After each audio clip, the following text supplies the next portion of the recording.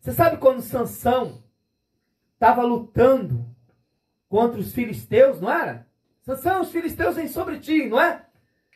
Quando Sansão estava lutando contra os filisteus, e de repente ele começou numa batalha ali, uma luta contra os filisteus. Você entende que filisteus é o seu inimigo, não é? Entende? Entende? É o diabo, é Satanás, é o mundo. Tá entendendo? A luta, você está nessa batalha. Sansão estava numa batalha ali contra o inimigo, contra o adversário ali. E de repente ele derruba um monte. Só que quando ele derruba um monte de gente, ele também se enfraquece. Ele lutou, ele batalhou, ele lutou com muita força, com muita fé. A Bíblia fala que Deus deu força para ele. E ele vai lá e luta. E a Bíblia fala que ele vence os inimigos que vieram contra ele. Mas quando ele olha, você está entendendo? Ele está lutando, acha que não tem força. Mas quando ele olha e ele vê que os inimigos dele estão no chão, aí ele fala assim, eu não aguento mais. Está compreendendo? Às vezes você está lutando, você está batalhando, está dizendo, ai, Senhor, eu não aguento mais. Mas você continua de pé. Está entendendo? Nossa, eu não estou aguentando mais, continua lutando, continua batalhando. E quantos anos vai isso? Está entendendo? Mas aí quando Sansão ele olha e ele vê que todo mundo, e ele derrubou todo mundo, mesmo não aguentando, ele derrubou. Você está compreendendo? Aí ele pega e cai no chão. Quando ele cai no chão ali com o rosto em terra, de repente ele dá uma olhadinha e vê que o inimigo está se levantando de novo. Está se formando outro batalhão para vir contra ele. Mas ele falou, nossa, mas eu pensei que eu não ia conseguir esse, agora está se formando outro. Aí ele chega para Deus e ele fala assim, Senhor, o Senhor vai me deixar morrer agora, Senhor?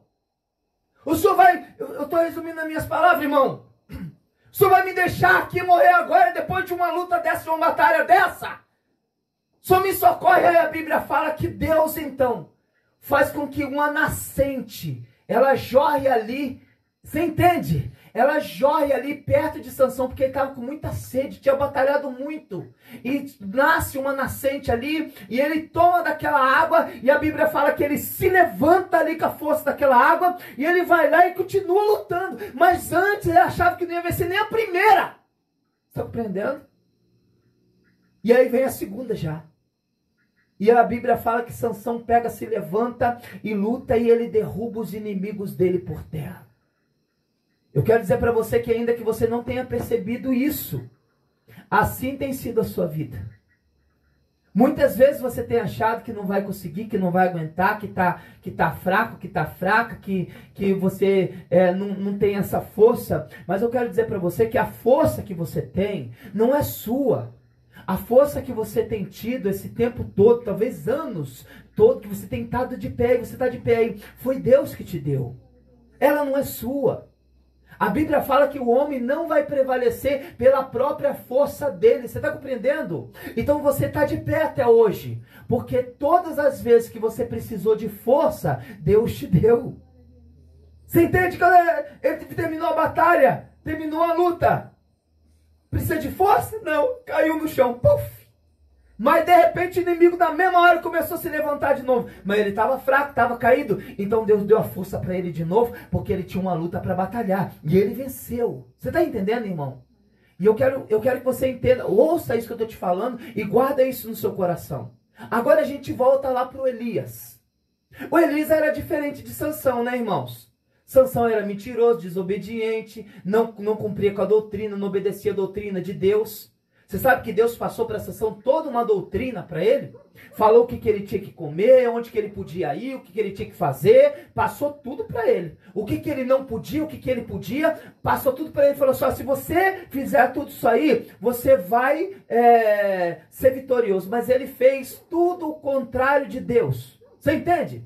Ele fez tudo ao contrário da vontade de Deus. Por isso veio tanta luta contra a vida de Sansão. Mas em todas as vezes que ele precisava, se você ler a Bíblia, você vai ver que a Bíblia fala que o Espírito Santo vinha sobre Sansão e dava força naquele momento, naquela luta que ele precisava para vencer o inimigo dele. Você já leu isso na Bíblia? Deu. Deus foi dando força, só que eu quero falar para você, ainda falando, já que eu voltei a falar sobre ele, né? Que nós temos um tempo. Deus determinou um tempo para nós. Glória a Deus. Mas a Bíblia fala que quando a gente anda de obediência, a gente teme a Deus, ele alonga o nosso tempo de vida.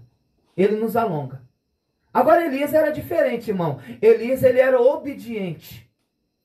Você pode ver que Elias tinha uma comunhão muito grande com Deus, que ele conversava com Deus e Deus conversava com ele. Não é maravilhoso? Irmão, é uma bênção quando a gente pode conversar com Deus e saber que Deus também está falando com a gente. É maravilhoso. Talvez, hoje em dia, Deus não converse mais com a gente quando ele conversava com os homens daquela época. Mas a fé que havia lá naquele tempo era bem diferente da fé dos homens de agora. Está compreendendo, irmão e irmã?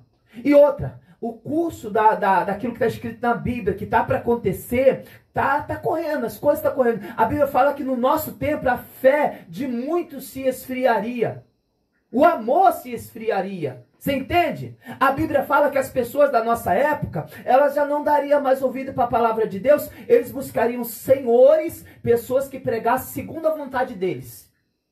Você está compreendendo? Eles não aceitariam a sã doutrina, não aceitariam a palavra. Então o pastor pregou isso aí, eu não concordo com isso e tudo. Aí vou procurar um outro pastor que pregue diferente. Aí vai lá, procura outro e acha mesmo.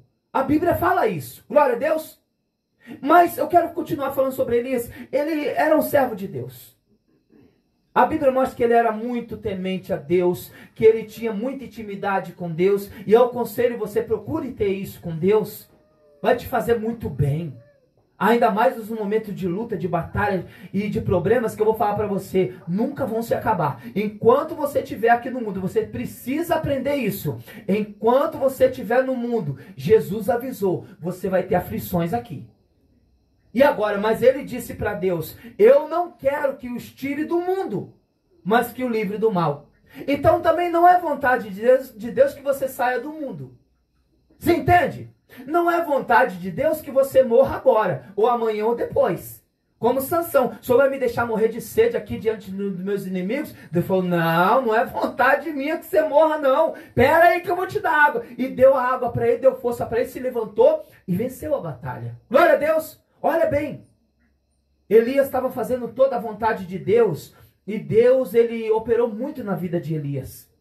Elias fez grandes coisas, e uma das maiores maravilhas que Deus, se você procurar, você vai ver que Elias fez muitos sinais, muitos milagres. Está compreendendo? Mas se você procurar, você vai ver que o maior de todos mesmo, o maior de todos, pode falar, entre o maior de todos, porque o negócio do fogo que desceu lá do céu também foi maravilhoso. Você entende? Mas um homem chegar e falar assim, olha, a partir de hoje não chove mais na terra. É demais. É ou não é? Imagina uma pessoa chegar e dizer assim, a partir de hoje, segundo a minha palavra, o que eu falar, não vai chover sobre a terra enquanto eu não mandar chover de novo. Você está compreendendo, irmão? Ele fez essa profecia, claro, em nome do Senhor. Mas tenta fazer isso aí em nome do Senhor, mandar parar de chover, ou vir chuva. Profetiza aí que não vai fazer frio esse ano. Vai, vamos ver se vai acontecer. Não vai fazer frio até eu mandar fazer frio. Está compreendendo?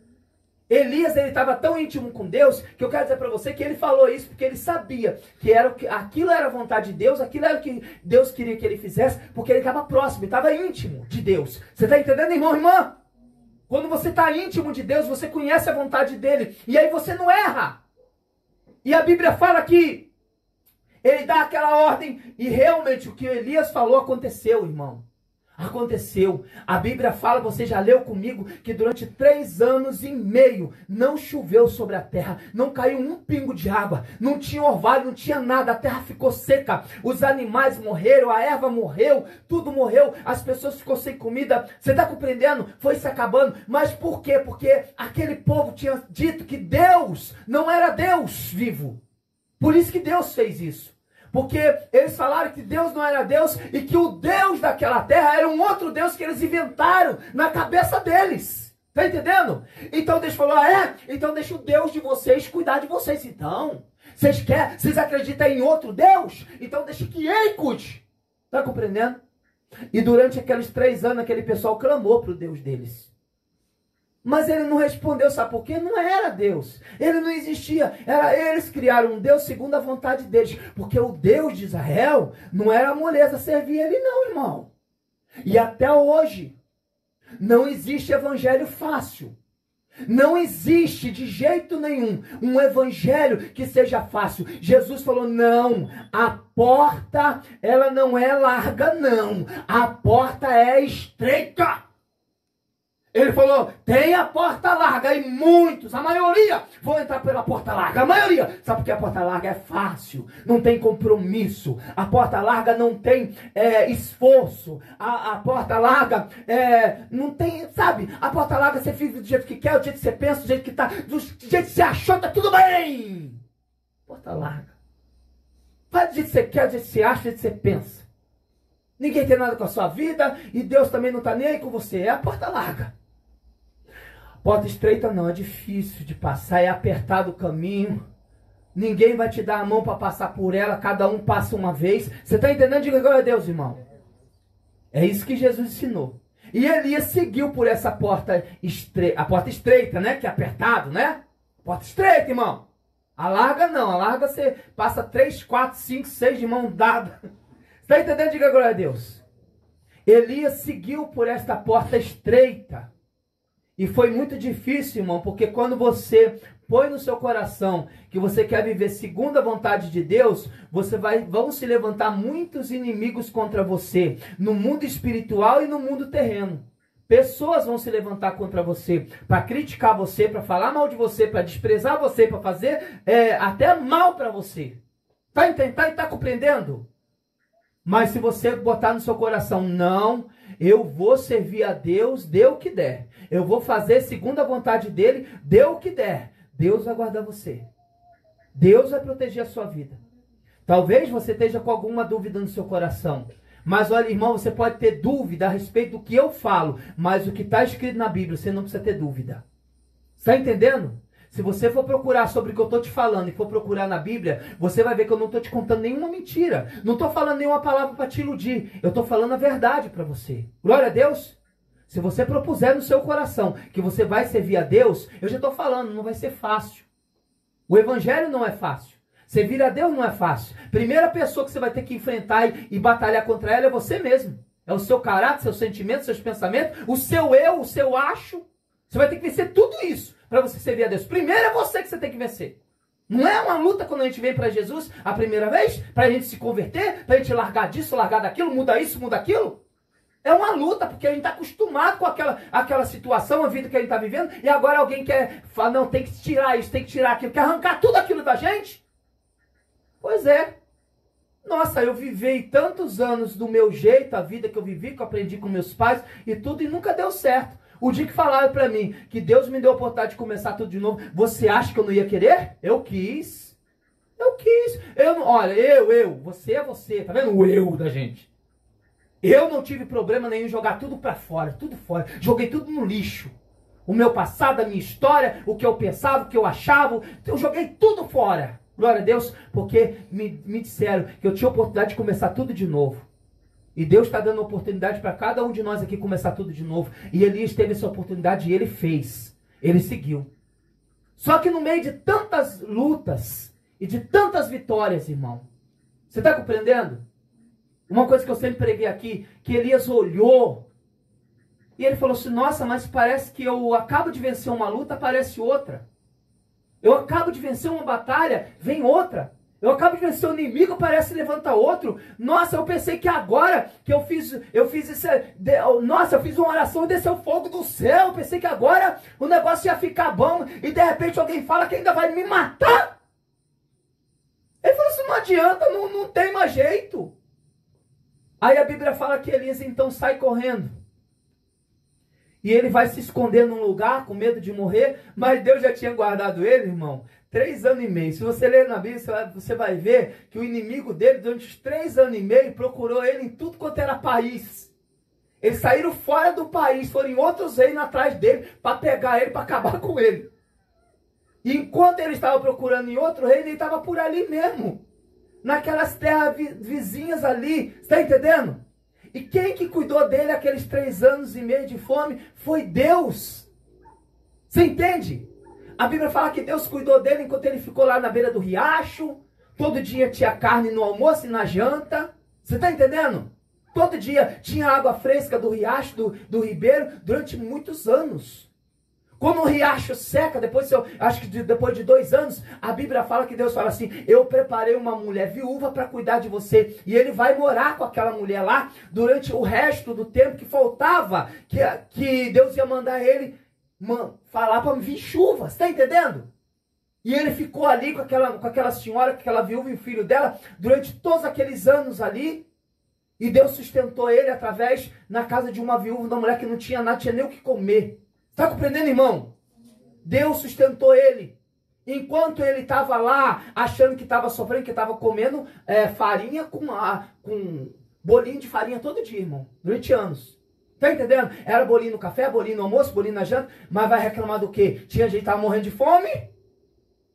Por isso que você não deve reclamar do que você tem na sua casa.